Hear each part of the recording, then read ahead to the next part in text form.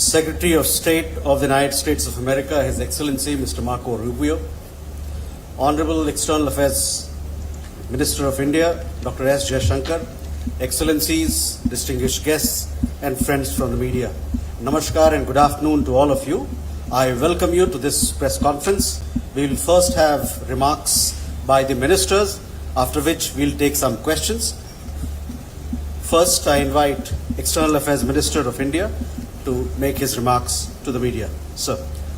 Thank you, Ranjit. Colleagues from the media, Secretary Rubio and I have held our bilateral talks this morning. In fact, we are midway through it, and after this presser, we'll be going back for the rest over lunch. But as you can see, we didn't want to keep you waiting, so we decided to come out in between and share a readout. Now, this is the Secretary's first visit to India, but from his very first day in office, we have actually been in regular touch. I think I was one of the first to meet you that day. And this has included occasions in Washington, D.C. and New York, but also on the sidelines of other events. The most recent one was in France. So we've had really a continuous engagement which has facilitated our overseeing the broad-based and growing cooperation between our two nations. Now, as regards this visit and our discussions today and yesterday, let me give you a state of play. In terms of the political understanding between India and the United States, I think we have a strategic partnership which emanates from a convergence of national interests in many areas.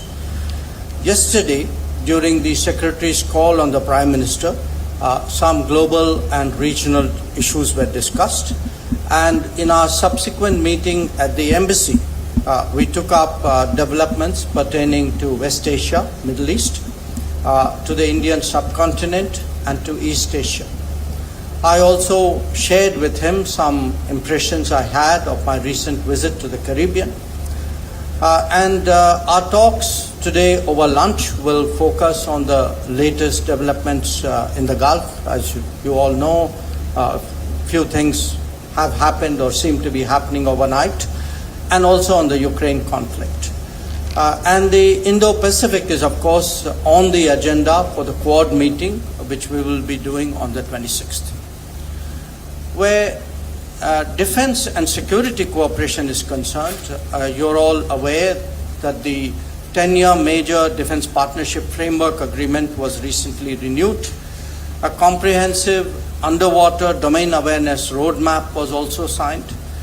We discussed the importance of taking into account the Make in India approach and lessons drawn from recent conflicts while going forward in the defense domain.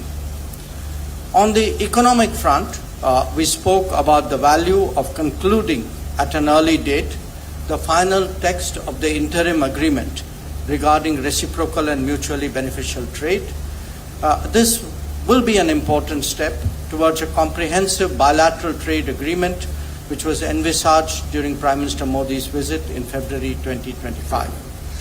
Our expectation is, we had a team recently in Washington, and our expectation is that an American team would be visiting India soon for that purpose. We spent some time today discussing energy issues, and again, you're all aware that our government's fundamental responsibility is to address the needs of 1.4 billion people.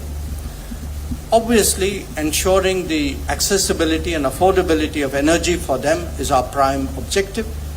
Secretary and I therefore welcomed the expansion in our energy trade in recent months.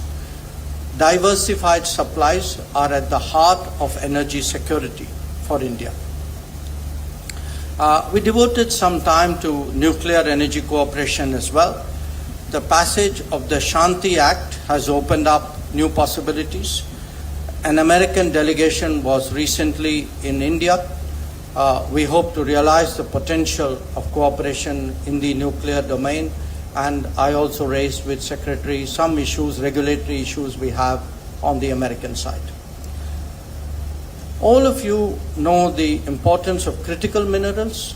Our two nations have been cooperating bilaterally in the Quad format and also as like-minded group.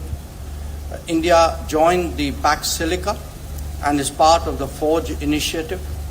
The AI Impact Summit in New Delhi in February highlighted the enormous potential of the India-US relationship, and we will naturally be encouraging our businesses dealing with AI. As India's semiconductor and AI capabilities advance, this cooperation will be even more prominent in days to come. People-to-people ties are at the heart of our relationship. I apprised Secretary Rubio of challenges that legitimate travelers face in respect of visa issuance. While we cooperate to deal with illegal and irregular mobility, our expectation is that legal mobility would not be adversely impacted as a consequence. After all, this is very relevant to our business, technology, and research cooperation. Friends, India and the United States have common interests, but they also face shared challenges. Prominent among them is terrorism. Our position in that regard is very clear. It is one of zero tolerance. We appreciate the strong cooperation between concerned agencies of our two countries in this domain. I particularly recognized the extradition from the United States to India last year of a key planner of the 26/11 Mumbai attacks. Our two countries will intensify cooperation bilaterally as also in relevant international forums.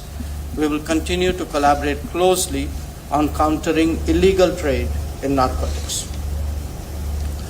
Our discussions, which, as I said, are still ongoing, have covered a range of regional and global issues.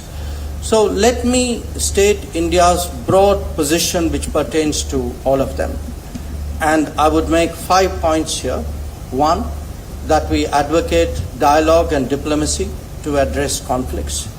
Two, we support safe and unimpeded maritime commerce.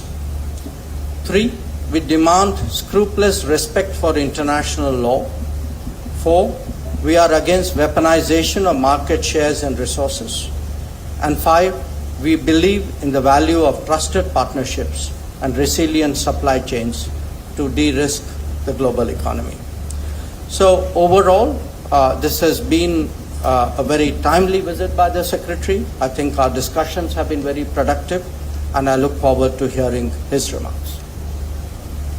Thank you, sir. I now invite U.S. Secretary of State for his remarks to the media. Thank you. Well, first of all, thank you for your very warm welcome. And it's been a phenomenal visit already, and it's only been a day, and we have so much more work to do. And it's an honor to be here with all of you in this important visit to one of our most important strategic partners in the world. And I want to highlight that point for a minute. We obviously have relations, and we work with countries all over the world, and we need to, just as India does. And we have all kinds of alliances and partnerships with countries that we work on, sometimes on discrete and individualized issues, other times on broader issues that involve one region of the world or another. A strategic partnership is something very different. It's something much broader than that. A strategic partnership is when your interests as two nations are aligned and you work together strategically to solve those problems. And the list of issues that we work together with India on, the breadth and scope of them, is what highlights the fact that India is an important strategic partner of the United States, one of our most important strategic partners in the world. It begins with the fact of our shared values. We are the two largest democracies in the world. And so obviously that in and of itself begins to align our interests simply because our leaders respond directly to voters and people on a regular basis, which means I have to go back and justify to the American people every decision we make, and the President has to do the same on why it's good for our country, and our counterparts here in India have to do the exact same thing. You have to respond to the people of India about why your partnership with the United States, or your stance on any issue for that matter, is to the benefit of your country. I imagine this is true in every country in the world to some degree, but it is particularly true for democracies. Democracies respond directly to their people, and you have to respond constantly. In democracies, you have opposition parties. You have a free and open media. By the way, you have a lot of media. We have media in our government. You guys have a lot of media, and that means a lot of scrutiny, a lot of attention. But that begins to align our interests immediately because we both recognize and have mutual respect and understanding that every decision we make, every announcement we make, everything we work together on, we ultimately have to go back and justify it to our voters, to our people, the people who put us in these positions to begin with. The second point I would make is that our partnership from a strategic standpoint is not limited to a regional one. Now, clearly there are regional issues in the Indo-Pacific that are important to both of our countries.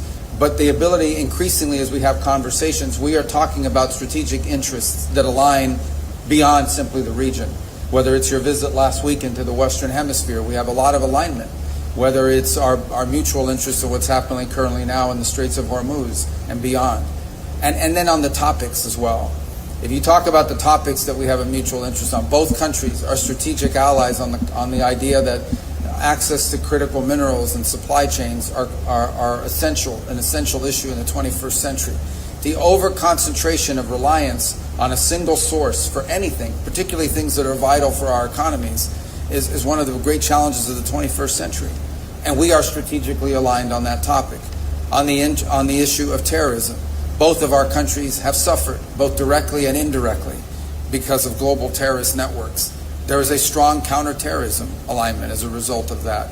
On innovation and ensuring that all of the promises of new technologies and new advances in the 21st century, all of them come with risks and rewards. Every technological advancement that's made individuals and societies more productive have always come with risks associated with them. Managing those risks and maximizing those benefits is one of the great challenges of the 21st century. And there's a tremendous strategic alliance between our countries and agreement on that point. Likewise, on the unimpeded flow of commerce, especially in international airspace and international waters. This is true in the Indo-Pacific, ensuring that there's a free and open Indo-Pacific, but it extends beyond the Indo-Pacific. We share as a strategic value the fact that no international waterway, no international airspace should ever be used or nationalized by any country in the world, and that should never be accepted as a new normal. Another area of strong strategic alignment. And we could go on and on. The bottom line is that the opportunities exist to work together because not just our shared and common values and our people-to-people ties, but because our nations are strategically aligned on all of the key issues that will define the new century. All of the great challenges that are before us now in the modern era, we are strategically aligned on. And the final point, and this I mean is no disrespect to any other country in the world, but you can have a strategic alliance with countries. But there are only a handful of countries in the world that have the ability to actually do something about these big issues on a global scale. There are only a handful of countries in the world that have both the economic and diplomatic power to be influential on strategic issues from a global perspective. And India is one of them, which is what adds the finishing touches on the importance of this strategic alliance. Is we have a strategic alliance between the United States and India. It's a strategic alliance between two countries that have global influence and the ability to influence global events. And that distinguishes it from other relationships. And so that's why this is an important visit to be here today. It's why we hope that later this year the Prime Minister will visit us in Washington. It's why I hope our leaders will have a chance to interact in other forums. And I also want to thank you, by the way, for hosting the latest meeting of the foreign ministers of the Quad, which will be happening the day after tomorrow, I believe, right? Day after tomorrow. Another important mechanism and of joint cooperation. And one more example of our strategic relationship between our two countries. Because the Quad is a form of alignment between four countries who are not just strategically aligned on a bunch of key issues, but four countries that have the ability to varying degrees to influence global events on these topics of mutual interest. So there's a lot of details and things we can talk about. I didn't mention energy, but we also are strategically aligned on energy. You know, energy and the ability to generate power is the key behind all of the great industries out there. Whether it's data centers, whether it's artificial intelligence, whether it's the ability to modernize and continue to advance economically, all of it begins and ends with the ability to generate the power necessary, not just to raise standards of living, but beyond that, to expand into new industries. And both of our countries are strategically aligned in ensuring that we have a world that can not just produce but deliver the energy resources that are necessary to power a modern economy. So I'm not given the breadth and scope of areas of alignment, One visit alone will never solve or be able to address all of these. But this continuing dialogue and engagement between our countries is important because, as I said, I think it's not just evidence of the importance of our strategic alliance, but it's necessary in order to continue to advance on all of these topics. So thank you for your warm welcome. Thank you all for covering these events here today. And I look forward to returning many times. 4 days for a country of this size, of this beauty, and of this diversity, and all the things you have to show us. We can't possibly see it all in 4 days, but we're going to try, or we're going to die trying, because it's a pretty packed schedule. And I appreciate everything you facilitated for us in our time here together. Thank you. Thank you, sir. We now open the floor for some questions. Please be brief as you ask your question, and please do introduce yourself and your organization. We'll begin there. Kadambani, this side, please. Good afternoon. I'm Kadambani Sharma. I'm an independent journalist. I have a question for both of you. First, Secretary Rubio, to you. Indian students, engineers, doctors, researchers have contributed enormously to US economy and innovation ecosystems. But the recent changes in J1 visa, F1, H1B visa are being seen in India as hurting the core pillar of people-to-people relationship. What does your administration have to say about this in regard to Indians and the message to Indians in this regard? Dr. Jaishankar, to you, my question is, India today has strong relations with UAE, the Gulf countries, Israel, Iran, and of course US here. And how confident are you of managing all these relations at this time in the current situation? Would you say it is an example of multi-alignment? Thank you. Thank you. Let me just handle on the first of all, I take and accept what you've just said about the contribution that Indians have made to the U.S. economy. Over $20 billion have been invested in the U.S. economy by Indian companies. We want that number to continue to increase, and obviously the expertise as well that they've provided into our economy has been very, very valuable. I don't want you to view, or anyone, I made this point yesterday in an interview, the changes that are happening now, or the modernization of our migration system into the United States, is not focused, it's not India specific, it is global, it's being applied across the world. We are in a period of modernization, and I'll be frank and honest with you because it's important to talk about this. We've had a migratory crisis in the United States. This is not because of India, but broadly, we had over 20 million people illegally enter the United States over the last few years, and we've had to address that challenge. In addition to that challenge, and I think this is true for India, this is true for every country in the world, okay? Everything that you do as a country needs to be in your national interest, and that includes your immigration policy. The United States, I believe, is the most welcoming country in the world on immigration. Every single year, 1 million people, roughly, become permanent residents of the United States and contribute greatly. My parents entered the United States as permanent residents in 1956 from Cuba, and so it's a process that's enriched us. But it has to be a process that's adjusted in every era to the realities of the modern times in which you live. And it's long overdue. So the United States is currently undergoing a process of reforming the system by which we choose how many people come into our country, who comes in, when they come in, etc. Anytime you undertake a reform, anytime you undertake a change in the system by which you admit people, or frankly, anytime you undertake a reform in any system, not just on immigration, there's going to be a period of transition that's going to create, some friction points and some difficulties and so forth. Ultimately, we think when this process is in place, once this process has been modernized, and that's really what it is, we are modernizing the U.S. immigration system for the 21st century so that it is an immigration system that's not just good for the America, but it's also good for the people that are coming. Once we are complete and once we've done the work of modernizing that system, I think we're going to come up with a system, we're going to wind up with a system that's more efficient and even better than the previous system, and in some ways may prove to be even more beneficial than the previous system was to people from India that seek to enter the United States to work and innovate. But obviously there's going to be a period of adjustment along the way. So what I want to leave clear is that the changes, while they may be having a disproportionate impact on a place like India that provides so many high-skilled workers to the U.S. economy, it is not a system that is targeted at India. It is one that's being applied globally. But we're in a period of transition, and like any period of transition, there's going to be some some bumps on that road, but we think ultimately our destination is going to be a better system, a more efficient system, one that works better than the one that we had in place previously, and more sustainable, by the way. Your question on the Iran Gulf, the conflict which is going on.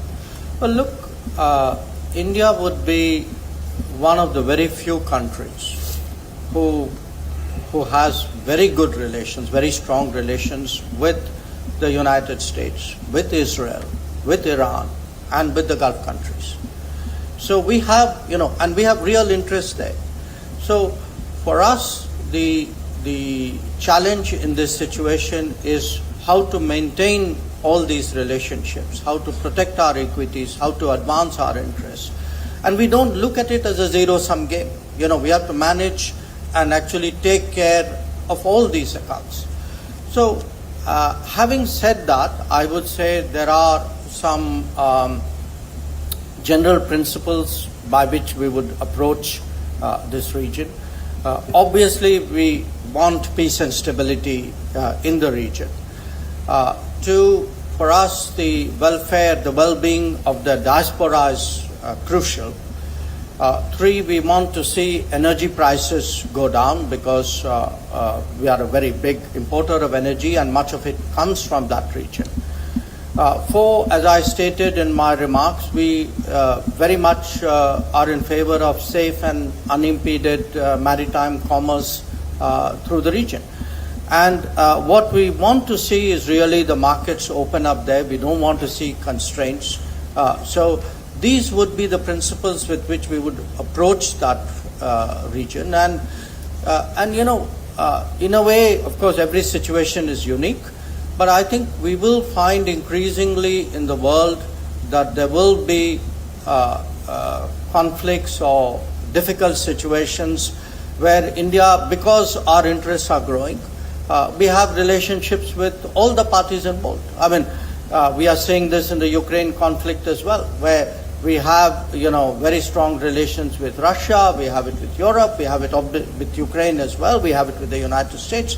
And then the question is, how do you manage them, all of them? So in that sense, yes, it is multi-alignment because today's India has that range of interests which require us to manage multiple accounts. Thank you, sir. Sir, if you allow, we can take a group of questions together. Sure. That way we'll be able to cover more. Can we go here, Siddhant, please?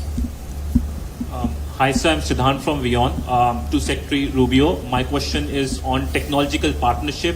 How do you see India as a trusted technological partner? The second question is on energy and critical minerals. Once your visit is over, what will be the key outcomes when it comes to these two aspects?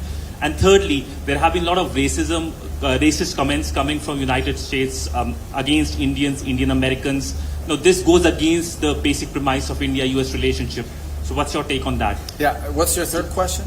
On a lot of comments, racist comments coming from US. That, of course... Who made those comments? We all have seen those comments, sir. We have seen endorsement of those comments. Which ones? So it's well known, sir. Anyway, Yeah. we And to EM Jayashankar, my question is in terms of the energy partnership, we know that we are importing LNG, we are importing crude from United States, but there is a choke point at the Hormuz. So what is the future strategy when it comes to cooperation with the United States? we go this side. Sean from AFP, sorry. Thank you. Mr. Secretary, I wanted to ask you about the latest on Iran. The president said yesterday the final details are being worked out on the Iran deal. Can you tell us what the status is now? As you've said many times, it should go back to the status quo ante on the Strait of Hormuz. Are you confident that this deal would do that? And then taking a step back, we've seen from this war, if it's going back to the Strait of Hormuz, we've seen thousands of people dead in Iran and elsewhere. We've seen billions of dollars spent. We've seen some alliances rattled by this, global energy prices rising, global economic shocks. Was this war worth it? And to the External Affairs Minister, you mentioned at the beginning the strategic convergence. Can I just ask you about the Iran war in particular? Was that did that meet the interest of India, and also the role of Pakistan? Pakistan's playing a very strong role with the United States right now. Does India have any concerns about that? Thanks very much. Thank you. We'll take one more question from this side. Vega from WSJ. Thank you. Secretary Rubio, some of Trump's own allies, Mike Pompeo, Lindsey Graham, and Ted Cruz, are warning that the deal that is taking shape could give Iran access to more money while leaving it with leverage over Hormuz and deferring the nuclear issue. Are they wrong on that? And for the minister, has the Trump administration shown the same commitment and investment in the Quad as the previous U.S. administration? And what concrete outcomes are you hoping to see beyond statements of support? So we can take these questions. All right. Do I go first? Or? Yeah. Okay. I don't know how to address that, but I'll take that very seriously about the comments. Look, I'm sure that there are people that have made comments online and other places, because every country in the world has stupid people. I'm sure there's stupid people here. There's stupid people in the United States that make dumb comments all the time. I don't know what else to tell you other than the United States is a very welcoming country. Our nation has been enriched by people who come to our country, have come from our country from all over the world, have become Americans, have assimilated into our way of life, and have contributed greatly. So that's all I can comment on that in regards to your point. Your second question, there's another question about technology cooperation. Absolutely. One of the reasons why we're such strong strategic allies is because India is a place that's very advanced technologically. You have companies that are on the leading edge of technology in a variety of fields. And you happen to be our ally in terms of country to country. So it is an area of tremendous partnership. It speaks directly to the point that I made a moment ago, and that is you can have an alliance with countries. And we have, we work with countries all over the world on a variety of issues. But there are only a handful of countries in the world where you can actually partner to influence global outcomes. And so India is one of those countries, which is the reason why our strategic alliance is so critical. It's a strategic alliance between two highly capable partners who have industries within our country, private industries within our countries that are on the leading edge of some of the top technologies of the 21st century. So it makes all the sense in the world. Two democracies with a lot of pre-existing links with companies that are on the leading edge of cutting-edge 21st century technologies, partnering together to make sure that those technologies are not just developing and continuing to lead the world in innovation, but are doing so in a way that furthers our national interests. So that is on that point. On the Iran situation, there'll be, I believe, maybe more news coming out a little bit later today on this topic, and I'll leave it to the president to make further announcements on it. Suffice it to say that some progress has been made, significant progress, although not final progress has been made. Ultimately, I remind everybody, and I think this ties into the second question that was asked with relations to it. What is the goal here? The goal here ultimately, the ultimate goal is that Iran can never have a nuclear weapon. Iran can never possess a nuclear weapon. The president has been clear about that. They will never possess a nuclear weapon, certainly not as long as Donald Trump is president of the United States. Related to that is this issue of the Straits. Okay, this is an international waterway. They don't own it. It's an international waterway, and what they are doing now is basically they are threatening to destroy commercial vessels using an international waterway. That is illegal under any concept of international law that governs us, but it's also if we allowed that to become normal, we would be normalizing an unacceptable status quo and setting a dangerous precedent that could be replicated here in this region and in multiple places around the world. So the desire the president has, his preference, is to find a diplomatic way that these problems can be solved. That's always the president's preference. He would much rather have me and the Department of State solve this problem than the Department of War having to solve this problem. But the problem is going to be solved one way or the other. So we've made some progress over the last 48 hours working with our partners in the Gulf region on an outline that could ultimately, if it succeeds, leave us not just with a completely open straits, and I mean open straits without tolls, and with addressing some of the key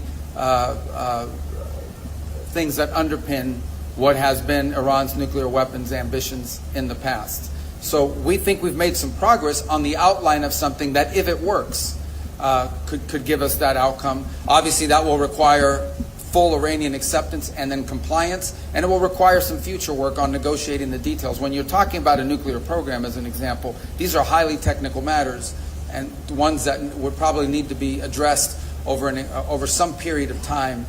On the issue of benefits that they could get from it and whatever domestic criticisms there may be, I don't think anyone's been tougher on the Iranian nuclear ambition than President Trump. Understand, okay? Again, I don't know what some of these individual comments have been from different sectors of our politics in the United States, but I will say this: there is no one who has been stronger on this issue than President Trump.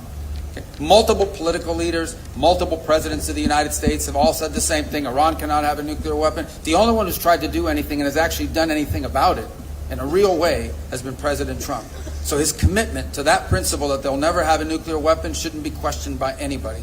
And the idea that somehow this president, given everything he's already proven he's willing to do, is going to somehow agree to a deal that ultimately winds up putting Iran in a stronger position when it comes to nuclear ambitions is absurd. That's just not going to happen.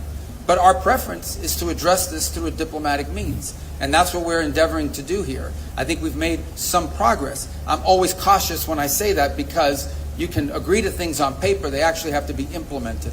You can agree to things in writing, and then you actually have to go out and do it. And but I do think perhaps there is the possibility that over the next few hours, the world will get some good news, at least with regards to the Straits and with regards to a process that can ultimately leave us where the president wants us to be, and that is a world that no longer has to be in fear or worry about an Iranian nuclear weapon. And so I do think there's some good news on that front, but not final news on that front. But perhaps a little bit later today we'll have more to say. But you know, some progress has been made. I don't want to downplay that, but I also want to caveat it by saying we still have some work to do. We'll see. Okay, the first question about energy choke points and what's happening between us and the U.S. on energy.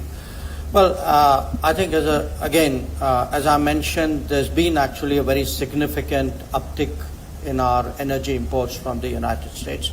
It's not new. It started out many years ago, but I think it's really picked up in the last year. And where India is concerned, look, this is an era of de-risking, and probably energy more than anything else requires de-risking. So a big country, if you are to do de-risking, looks at multiple sourcing. And for us, the United States has emerged as a very significant and reliable source of energy, as indeed have some other countries. So the way we will deal with the current situation in Hormuz, and frankly going forward as well, which is to diversify our energy sources, because that is at the heart of our energy security. And that is why we feel strongly that the energy market should not be distorted, they should not be constrained. It is important to keep energy prices down for global growth. Regarding your question on the Iran war, in fact, it flows in a way from that answer. Sure, I mean, at this time, where India and the United States are concerned, we both have a very strong interest in ensuring that there is safe and unimpeded maritime commerce. We also have a very strong interest in ensuring that globally energy prices are kept low and that energy sources are more available. So look, we are both countries.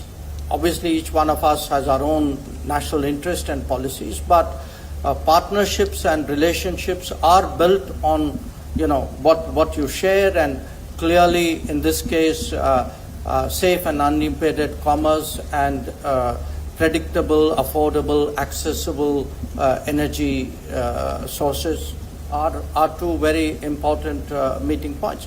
Now, as to who all are involved in the matter which Secretary Rubio addressed, I think it's for the parties to work out. It's for them. Regarding the other question on the Trump administration and Quad, I want to remind you that the Quad actually in the current form started during President Trump's first administration.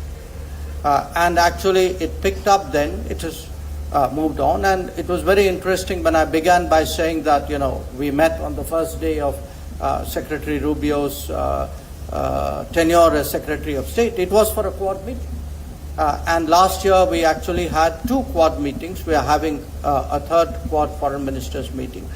And looking ahead, to me, the Indo-Pacific is going to become more and more important with the passage of time. We were just talking about energy. It will even become a big energy lifeline. I mean, if you're going to see, for example, a much bigger India-US energy trade, or India's energy and general trade with the US, with other countries in the Americas, I can see much more growth, much more trade, much more maritime activity out there. So to me, the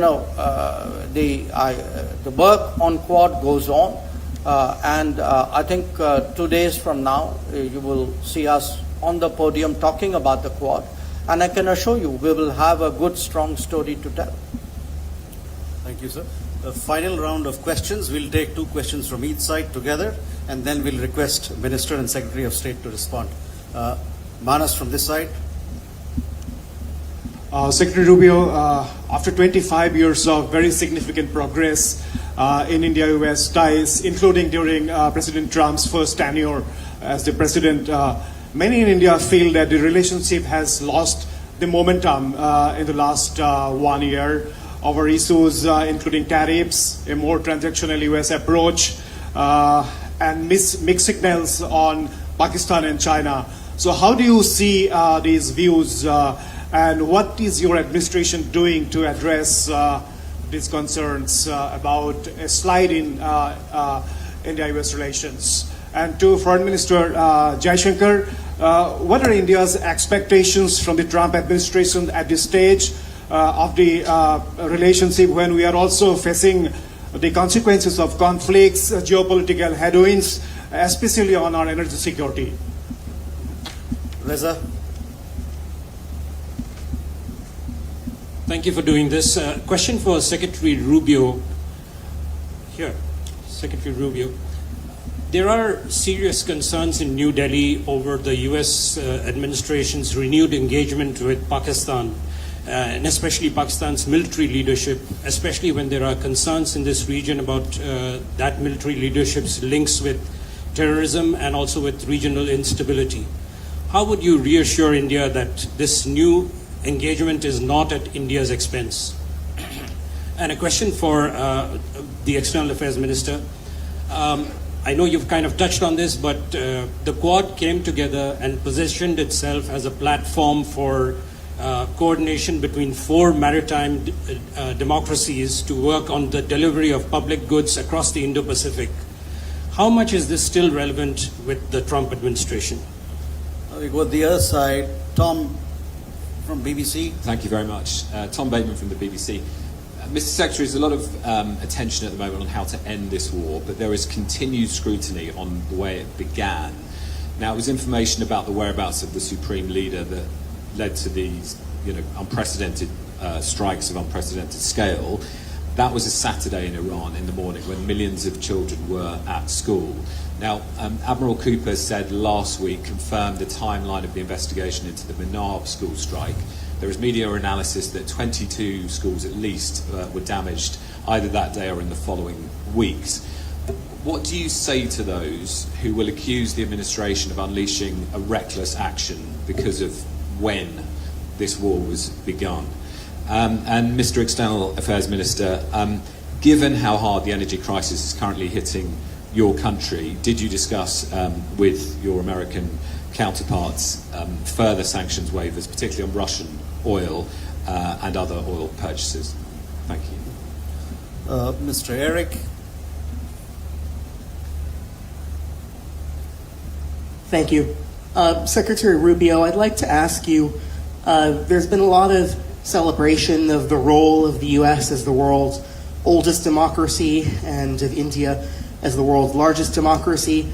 As part of this discussion of democracy, what is your view on the continued discussion in the U.S. as to who won the 2020 U.S. election and those who continue to question the result that was certified by Congress. Is that appropriate? And is it appropriate for, or should all sides in democracies accept the results of elections?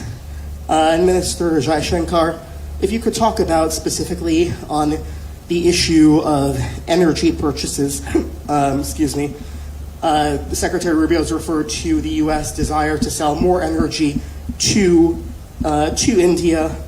Has India made any concrete commitments regarding purchase of U.S. energy as an additional source, or as India pursues increased diversification? Thank you. So we can take these questions. Okay. You want to start with me? I think I wrote them down. So, all right. On the U.S.-India relationship has not lost any momentum. I understand why some people might say that. I mean, I don't understand, but I understand some people say that, but I don't see it or view that in any way, shape, or form. The reality of it is you have a new administration that came in. This is not about India. This is about the United States in terms of trade. Okay, this is not geared. The president did not say, let's figure out a way to create friction with India over trade. The president came in and said, we have a trade situation involving the U.S. economy that doesn't work moving forward. There's a huge imbalance that's built up and it needs to be addressed. And he pursued it from a global perspective. And so I can tell you as Secretary of State, there virtually is no country in the world that I could travel to that isn't going to raise the issue of trade, because we did this from a global perspective. The president approached it and said we have to rebalance U.S. trade. And one of the reasons why is, again, this is not about India. I'm not speaking about India. I'm speaking more globally. The United States was being deindustrialized. Okay? We pursued trade policies that left us in a place where all of the means of production had been outsourced in such a way that left us vulnerable. That had to change, and it cost us jobs. It created huge displacement in our country. And that needed to be corrected. There needed to be a rebalancing of how we approach global trade, whether not just with India, with the European Union, with countries all over the world. And obviously, now the difference is India is a massive economy. This is a big economy. We're your leading trade partner. We do a lot of trade with India, and so obviously, there's a big difference between, rebalancing trade with a country of this size and magnitude, with the size and productive means of your economy, versus a smaller country that maybe all they provide is agriculture, as an example. So I think it's just gotten caught up in that. The good news is that through this rebalancing, we are ultimately seek and believe we will arrive at trade arrangements around the world that are good for the United States, but also good for our trade partners. And one of those we hope will be India. In fact, we are on the verge of making that happen. We are hopeful that our trade representative can visit here very soon. We had an Indian delegation in the United States, I believe last week or the week before. We've made tremendous progress, and I think we're going to wind up with a trade agreement between the United States and India that's going to be enduring and is going to be beneficial to both sides and sustainable in a way that addresses this national interest that we had. Beyond that, I would say that we continue to cooperate on a number of fields. As an example, when we came out with a Pax Silica proposal from the State Department, one of the first countries that joined was India. When we had our ministerial on critical minerals, the foreign minister was there, one of our key partners in that regard.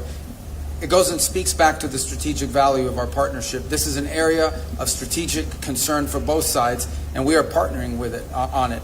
And it is an example of what we wanted to continue to build on. So, in just the last few months, as I said, there's $20 billion of Indian investment in the U.S. economy, and that number continues to grow. So I think the relationship continues to be strong, and in fact, I believe by the end of this administration, it will be stronger than it's ever been. That's certainly our goal, and that's certainly what we're building towards. As far as our relations with other countries, we have relations, and we work at the tactical level, for example, and in many other ways with countries all over the world. So does India, and that's what responsible nation states do. But I don't view our relation with any country in the world as coming at the expense of our strategic alliance with India, for the reasons I've outlined here already earlier today. On the question of the war and look, that was a long question and said a lot of things I don't agree with, and I'm not going to speak to military tactics simply because that's not my department. I will say this to you. When this conflict began with Iran, the goals were outlined and they were very simple. And they were very clear. We were going to destroy their navy, which we have done. We were going to significantly reduce their ability to launch ballistic missiles, because that was the conventional shield they were trying to hide behind, and we've achieved that objective. And we were going to do damage to the defense industrial base so they couldn't rebuild all of these things. We've achieved that as well. Those were the objectives of Epic Fury. Those objectives were achieved. Those were the targets of our operation. And that's what they were targeted on. Okay? On the other hand, Iran likes to sponsor proxy groups of terrorists. And these terrorists don't care what they blow up. They blow up anything and everyone. Okay, this is who we're dealing with. Okay, this is an Iran that not long ago, through their Hezbollah proxies, blew up a Jewish center in Argentina and killed a bunch of people. This is an Iran that innovated the use of roadside bombs that killed and maimed a bunch of people, including American servicemen, but a bunch of other people. This is an Iran that has organized the assassinations and the attempted assassinations of people all over the world, including civilians and dissidents and people they don't agree with. There is no nation on earth that sponsors more terrorism than Iran, and they've spent millions and millions of dollars sponsoring terrorism and targeting individuals all over the world, and including civilians have been caught up in that. Okay, that's what Iran has done. They didn't spend their millions and millions on building roads and bridges and improving the life of their people. That's why their people are always in the street protesting, because their economy has been in shambles, because they don't invest in their economy. They would rather invest in Hezbollah. They would rather invest in the rapists and the murderers of Hamas. They would rather invest in those groups than they do in their own people. That's what Iran invests in. And that's what you should be asking me about. That's what the BBC should be covering. And that's what these other media outlets should be covering, is how evil these people are in Iran and the damage they've done to people all over the world. The world's leading sponsor of terrorism is Iran. And look what they're doing now. They are holding hostage civilian vessels, including ships that have now been stuck in the Persian Gulf. They've laid mines in an international waterway. And yet, despite all of that, the United States remains committed to finding a diplomatic solution to this crisis. But let's be clear who we're talking about here. We're not talking about some pacifist government over there, or some pacifist regime. We're talking about one of the most vicious regimes on the face of the earth and in modern history. That's what we're dealing with. And we were going to take away their missiles, we were going to take away their ability to make new ones, and we were going to wipe out their navy. Imagine if they had a real navy. What they have now is a bunch of small little speedboats that can lay mines and harass vessels, but they used to have a navy. Now that navy resides at the bottom of the ocean. And that was the objective of Epic Fury. As far as the question about democracy, I don't know. Democracy, every country that has a democracy has elections. And I've been involved, I've seen elections in the United States where Democrats, I remember the lady from Georgia who lost her election in Georgia and said it was stolen from her. The bottom line is you have elections, and elections are conducted on the basis of rules and so forth, and sometimes those rules are not followed, sometimes those rules are not adhered to, sometimes those rules are played around with. Right now, Democrats are complaining about a redistricting process in the United States. But we're going to have elections in 2026. You guys cover it all the time. They're called the midterms. We're going to have elections in 2028. I was elected in elections when I was an elected leader. So at the end of the day, the democracies, as I said, rely on elections. Elections rely on rules. Those rules have to be followed. But at the end of the day, these are enduring democracies. I can tell you this. The leaders that are in the United States right now, President Trump was elected. He was elected with an overwhelming majority in the Electoral College. He was elected by winning the 7, not 5, but the 7 key swing states.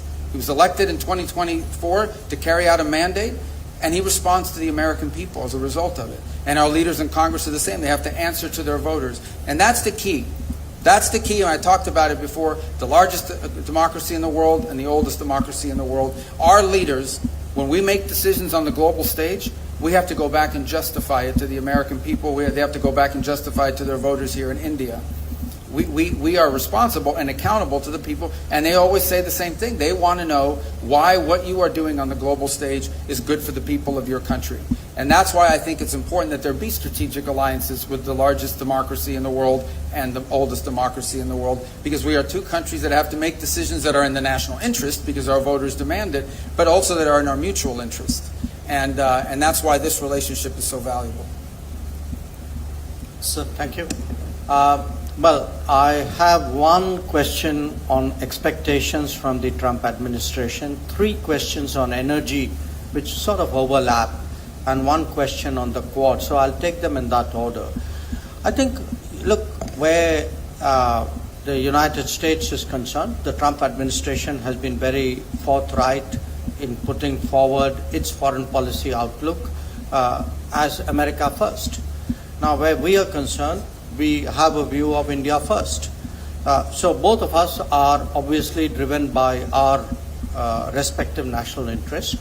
There will be many areas where our national interests are in harmony and we work together, which is why we have a strategic partnership. There could be some where they don't, in which case we have to manage those situations. Where the energy issues are concerned, again, look, I want to say for our energy security, it's important we have multiple sources, large sources, dependable sources, cheap sources. So, the United States, because that was the first question, fits the bill in many respects. So do some other countries. So we will continue to diversify and maintain multiple sources of supply at the most reasonable cost, because at the end of the day we have an obligation to our people to provide them energy at affordable and accessible rates. Now, what we don't want to see, we don't want to see energy markets distorted, we don't want to see energy markets constricted, because it has a cost implication. So the question which was asked, did we discuss that? Yes, we discussed that. And, I certainly expressed the Indian point of view that, we strongly believe that energy markets should be left, to the market. Where the Quad is concerned, I'm glad you used the word maritime democracies, because both terms I think are very relevant. We are doing a lot with each other because we are maritime powers, and I see that growing. And we are doing a lot with each other because we are democratic powers who have a certain way of doing things, who have a certain belief system, who have certain practices. We are market economies, we are open societies.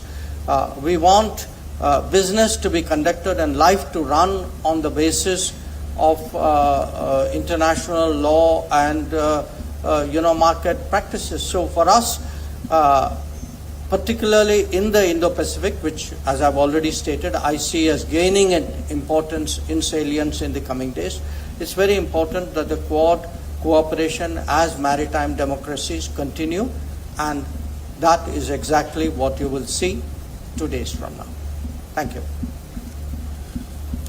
Thank you, ladies and gentlemen. With that, we come to the closure of this press conference. Thank you very much for your participation, and I thank Secretary of State and External Affairs Minister for their presence. Thank you, sir.